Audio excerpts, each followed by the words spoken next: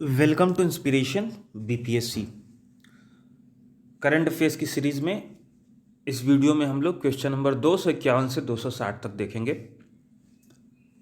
Question number 251, India state of forest report 2021 के अनुसार देश के जंगलों में कुल कार्बन स्टॉक क्या है?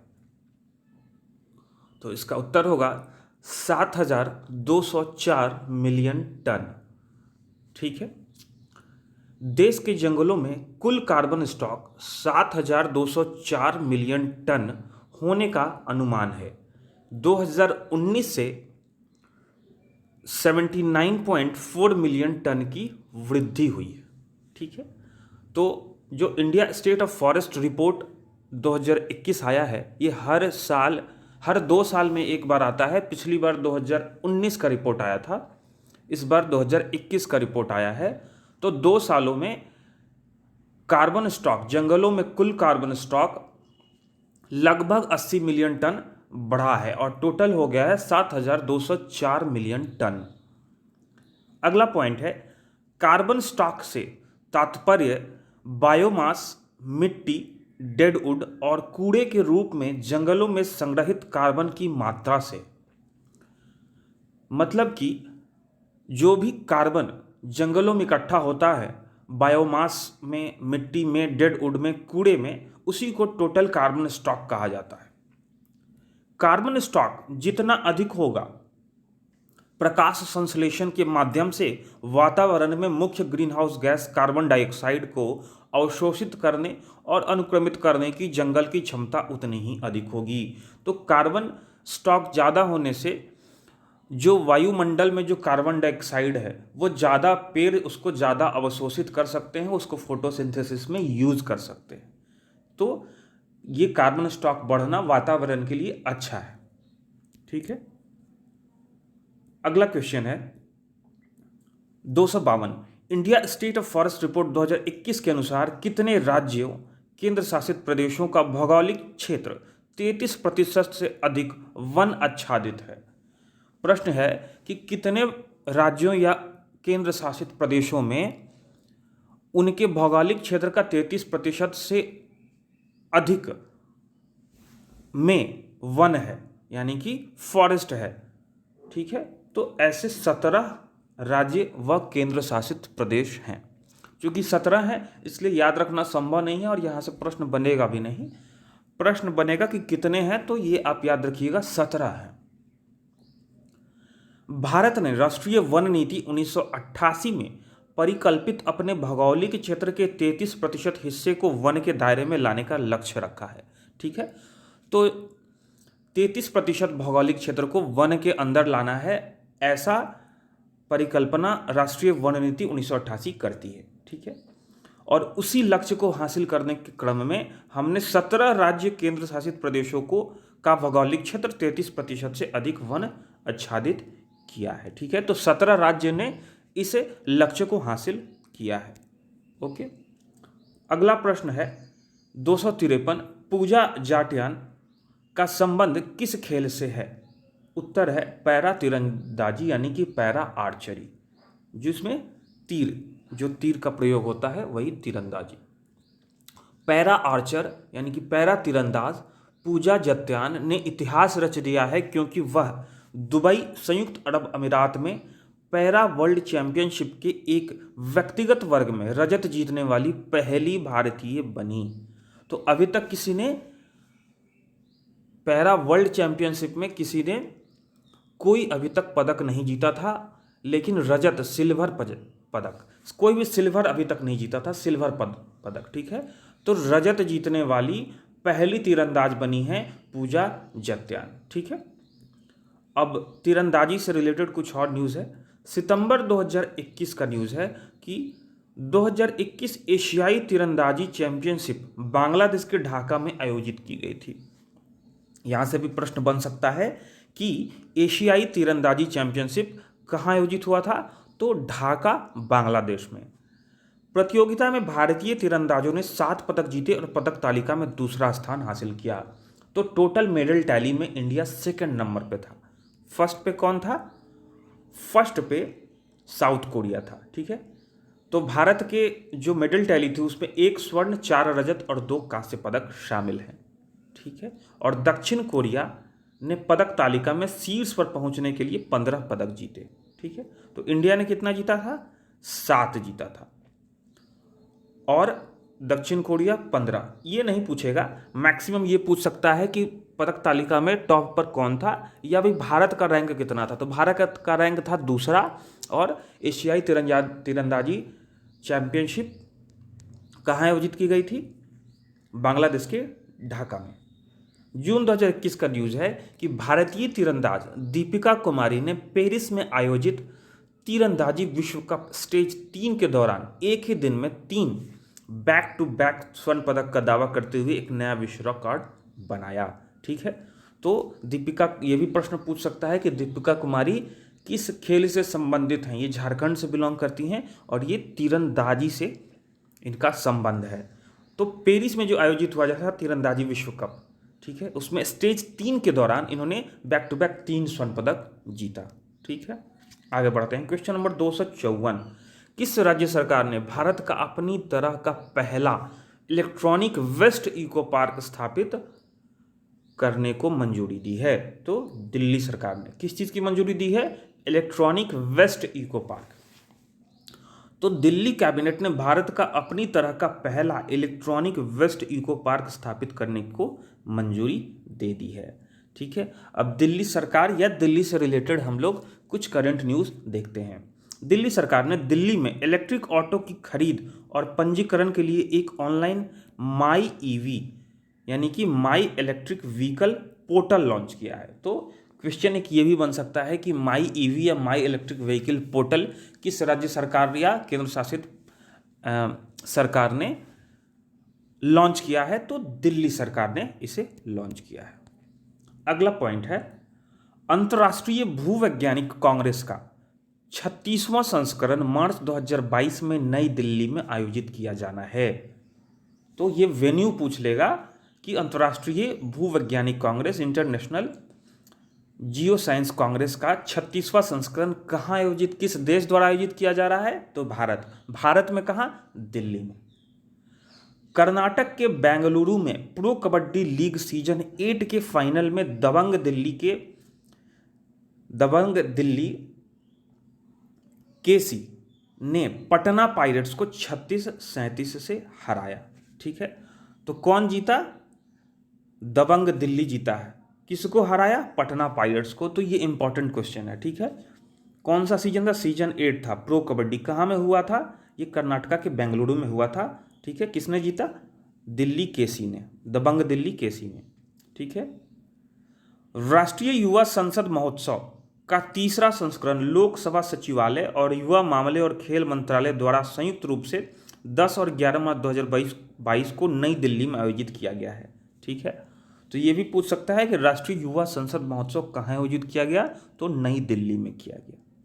ठीक है, ये मार्च 2022 में आयोजित किया गया। दिसंबर 2021 का एक न्यूज है कि दिल्ली के पुलिस आयुक्त राकेश अस्थाना ने अखिल भारतीय तकनीकी शिक्षा परिषद सभागार नई दिल्ली में दिल्ली पुलिस की प्रमुख योजना युवा के तहत एक ई लर्निंग प्लेटफॉर्म उन्नति लॉन्च किया। ठीक है, तो प्रश्न ये पूछ सकता है कि युवा जो है वो किस पुलिस या किस राज्य सरकार पुलिस की इनिशिएटिव है? तो दिल्ली पुलिस की इनिशिएटिव है और इसी के तहत इन्होंने उन्नति पोर्टल नामक एक पोर्टल लॉन्च किया है। ठीक है, और नवंबर 2021 का न्यूज़ है, दिल्ली सरकार ने निर्माण श्रमिकों के लिए श्रमिक मित्र योजना शुरू की। तो श्रमिक मित्र योजना किस राज्य सरकार ने शुरू की? दिल्ली सरकार ने। नवंबर 2021 स्विट्जरलैंड स्थित जलवायु समूह IQ एयर की वायु गुणवत्ता और प्रदूषण सिटी ट्रैकिंग सेवा के आंकड़ों के अनुसार दिल्ली, कोलकाता और मुंबई दुनिया के शीर्ष 10 सबसे प्रदूषित शहरों में शामिल हैं। 556 के साथ $556 AQI के साथ दिल्ली शीर्ष पे है। तो दुनिया का सबसे पोल्यूटेड शहर कौन सा है? दिल्ली है, हमारी राजधानी है। किसके द्वारा ये रिपोर्ट लाई गई थी? स्विट्जरलैंड स्थित जलवायु समूह IQ एयर के द्वारा। तो देखिए, विभिन्न जो इंस्टीट्यूशन है विभिन्न रिपोर्ट लाते हैं, तो आप इस पर ध्यान दीजिएगा कि किस रिपोर्ट के बारे में पूछ रहा है। ज़रूरी नहीं है कि किसी दूसरे रिपोर्ट में दिल्ली ही हो, कोई और शहर भी हो सकता है। तो IQAir जो द्वारा जो रिपोर्ट लाई गई थी उसमें दिल्ली टॉप पर था पॉल्यूशन के मामलों में। अगला प्रश्न है 255, राष्ट्रीय टीकाकरण दिवस 2022 का आयोजन कब किया गया था? ठीक है, तो 27 फरवरी को, यानी कि फरवरी का जो लास्ट दिन होता है 28, उससे एक दिन पहले 27 फरवरी को राष्ट्रीय टीकाकरण दिवस 2022 का आयोजन किया गया था।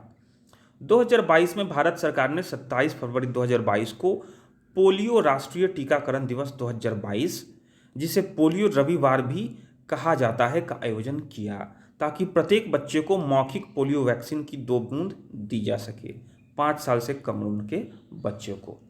ठीक है, तो डेट आप याद रखिएगा 27 फरवरी। तो पूछ सकता है कि राष्ट्रीय टीकाकरण दिवस या पोलियो राष्ट्रीय टीकाकरण दिवस। ठीक है, इसे पोलियो, ये भी पूछ सकता है कि पोलियो रविवार कब मनाया गया, तो 27 फरवरी को। क्वेश्चन नंबर 256, हाल ही में ऑपरेशन गंगा चर्चा में था, यह क्या है? ये आपको पता होगा, बहुत न्यूज़ में था। तो ये रूस यूक्रेन तनाव के कारण यूक्रेन में से भारतीय नागरिकों को निकालने के लिए निकासी मिशन था। तो जो भी विद्यार्थी वहाँ मेडिकल और इंजीनियरिंग के स्टूडेंट्स या और भी अन्य भारतीय जो यूक्रेन में फंसे हुए थे, उनको भारत सरकार निकाल के जो इंडिया ला रही थी, उसी मिशन का नाम है ऑपरेशन गंगा। अब चूंकि गंगा वर्ड यहाँ पे है, तो गंगा से रिलेटेड हम लोग कुछ न्यूज़ करंट यहाँ पे हम लोग देख लेते हैं। हम लोग का यही फॉर्मेट है, शुरू से हम लोग ऐसे ही करते आ रहे हैं कि रिलेटेड न्यूज़ हम लोग एक साथ देख रहे हैं। रिलेटेड न्यूज़ एक साथ देखने से याद रखने में सहायता मिलती है। तो भारत सरकार ने रूस यूक्रेन तनाव के कारण यूक्रेन से भारतीय नागरिकों को निकालने के लिए ऑपरेशन गंगा नामक एक निकासी मिशन शुरू किया है। ठीक है, और मार्च 2022 की एक न्यूज़ है कि MV राम प्रसाद बिस्मिल, ये एक शिप का नाम है। ठीक है, MV राम प्रसाद बिस्मिल गंगा से ब्रह्मपुत्र तक जाने वाला अब तक का सबसे लंबा जहाज बन गया है। ठीक है, तो गंगा नदी से ब्रह्मपुत्र नदी तक जाने वाला अब तक का सबसे लंबा जहाज का नाम क्या है? MV राम प्रसाद बिस्मिल। ठीक है, ये कहाँ से कहाँ गया था? तो हल्दिया में श्यामा प्रसाद मुखर्जी बंदरगाह से गुवाहाटी में पांडु बंदरगाह तक ये गया था। ठीक है, इस शिप का नाम आप याद रखिएगा। मार्च 2022 की ही एक न्यूज़ है, centre for development of advance computing, CDAC, इसका फुल फॉर्म देख लीजिएगा, कभी प्रश्न इस पर बन सकता है कि CDAC का फुल फॉर्म क्या है, क्योंकि कभी कभी जनरल कंप्यूटर से एक आध प्रश्न आ जाता है, जनरल कंप्यूटर साइंस से। तो centre for development of advance computing, CDAC, ठीक है, ने IIT रुड़की में परम गंगा नामक एक सुपर कंप्यूटर डिज़ाइन और कमीशन किया है। ठीक है, तो प्रश्न आ जाएगा कि परम गंगा हाल ही में चर्चा में था, यह क्या है? तो परम गंगा एक सुपर कंप्यूटर है जिसे IIT रुड़की ने डिज़ाइन और कमीशन किया है। सॉरी, IIT रुड़की में किया गया है। किसने किया है? तो CDAC, centre for development of advance computing में। मार्च 2022 की ही न्यूज़ है, स्वच्छ गंगा के लिए राष्ट्रीय मिशन, मतलब national mission for clean Ganga, जिसको इंग्लिश में हम लोग बोलते हैं national mission for clean Ganga, NMCG, को 7वें भारत उद्योग जल सम्मेलन और फिक्की जल पुरस्कारों के 9वें संस्करण में विशेष जूरी पुरस्कार से सम्मानित किया गया है। ठीक है, किसे सम्मानित किया गया है? National mission for clean Ganga को। किस इवेंट में? तो भारत उद्योग जल सम्मेलन और फिक्की जल पुरस्कार, ठीक है, इसमें इसे विशेष जूरी पुरस्कार दिया गया है। NMCG को गंगा नदी को पुनर्जीवित करने और जल प्रबंधन में एक आदर्श बदलाव लाने के प्रयास के लिए सम्मानित किया गया है। ठीक है, क्वेश्चन नंबर 257, जन औषधि दिवस 2022 का आयोजन कब किया गया था? ये किया गया था 7 मार्च को। ठीक है, 7 मार्च 2022 को जन औषधि दिवस मनाया गया था। तो रसायन और उर्वरक मंत्रालय 1 मार्च से 7 मार्च 2022 तक जन औषधि सप्ताह का आयोजन करेगा, मतलब उसने किया। 7 मार्च 2022 को चौथा जन औषधि दिवस मनाया जाएगा। चौथे जन औषधि दिवस का विषय है जन औषधि जन उपयोगी। तो ये थीम है जो आप याद रखेंगे। क्या थीम है? जन औषधि जन उपयोगी। ठीक है, किस दिन? 7 मार्च को। ठीक है, और 27 फरवरी को क्या था? राष्ट्रीय टीकाकरण दिवस। ठीक है, पोलियो राष्ट्रीय टीकाकरण दिवस, पोलियो रविवार था। और रसायन और उर्वरक मंत्री कौन है? मनसुख एल मांडविया। ठीक है, Mansukh L Mandaviya. Question number 258, कौन सा देश दुनिया का पहला देश बन गया है जिसने पौधे आधारित कोविड-19 वैक्सीन के उपयोग को अधिकृत किया है? यानी प्लांट बेस्ड कोविड-19 वैक्सीन। ठीक है, कनाडा ने। कनाडा दुनिया का पहला देश बन गया है जिसने प्लांट आधारित कोविड-19 वैक्सीन के उपयोग को अधिकृत किया है। कनाडा की राजधानी है ओटावा, कनाडा की मुद्रा है कैनेडियन डॉलर, और कनाडा के वर्तमान प्रधानमंत्री हैं जस्टिन ट्रूडो। क्वेश्चन नंबर 259, भारतीय प्रतिभूति और विनिमय बोर्ड। ठीक है, सेबी। सेबी मतलब SEBI, इसका भी फुल फॉर्म आपको याद होना चाहिए। ठीक है, भारतीय प्रतिभूति एंड विनिमय board, securities and exchange board of India. ठीक है, सेबी SEBI के नए अध्यक्ष के रूप में किसे नियुक्त किया गया है? तो माधवी पुरी बुचो। एक्चुअली ये बुच होगा, माधवी पुरी बुच। तो पूर्व ICICI बैंकर माधवी पुरी बुच को भारतीय प्रतिभूति और विनिमय बोर्ड सेबी के नए अध्यक्ष के रूप में नियुक्त किया गया है। वह सेबी की पहली महिला प्रमुख हैं, इसीलिए वेरी वेरी इंपॉर्टेंट क्वेश्चन। ठीक है, वेरी वेरी इंपॉर्टेंट क्वेश्चन है। और विनिमय निकाय की अध्यक्षता करने वाली पहली गैर IAS भी हैं। तो अभी तक सेबी का जो भी चेयरमैन बन रहा था वो सब के सब जो थे वो IAS अधिकारी थे। पहली बार ऐसा हो रहा है कि कोई नॉन IAS, गैर IAS इसकी अध्यक्षता करेगा, और पहली बार ऐसा हो रहा है कि कोई महिला इसकी अध्यक्षता करेगी। इसीलिए बहुत ही महत्वपूर्ण प्रश्न है ये, आप इसको रट लीजिएगा। ठीक है, तो ये जो है ये स्टॉक मार्केट से भी क्या है, जो स्टॉक मार्केट जो आप सुनते हैं उसको ये रेगुलेट करता है। ठीक है, इंश्योरेंस सेक्टर को रेगुलेट करता है IRDA।